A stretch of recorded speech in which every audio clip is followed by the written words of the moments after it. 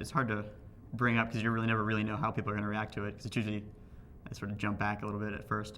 So yeah, if I'm beginning to date someone or starting a new relationship, I'm still trying to figure out exactly what the best way is to bring up my history with cancer. I mean, in the time I've tried to bring it up, before it become an issue, so that they know ahead of time. And I've never gotten a bad reaction. So, although it is, at the same time, it's like a matter of how do you bring it up and when do you bring it up. It is sort of a mood killer.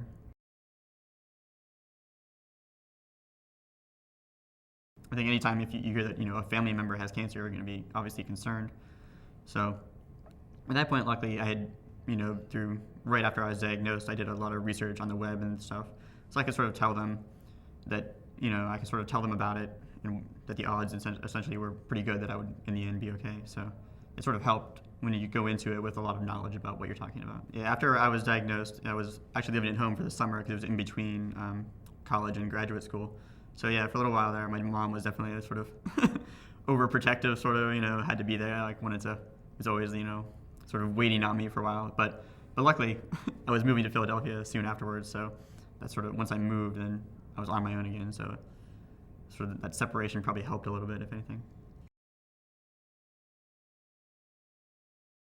Initially, after my diagnosis, I was definitely very scared because I was supposed to be starting graduate school, supposed to be moving to a new city, and I had all these things that I wanted to be doing, and now all of a sudden there's this huge X factor in my life that I don't know how it's going to change things. I don't know if I'm going to be able to go to graduate school. I don't know, if I move to this new city and if it turns out I have to do chemo, will I have to move back home where I have people who can help me out? Will I be able to live independently or not?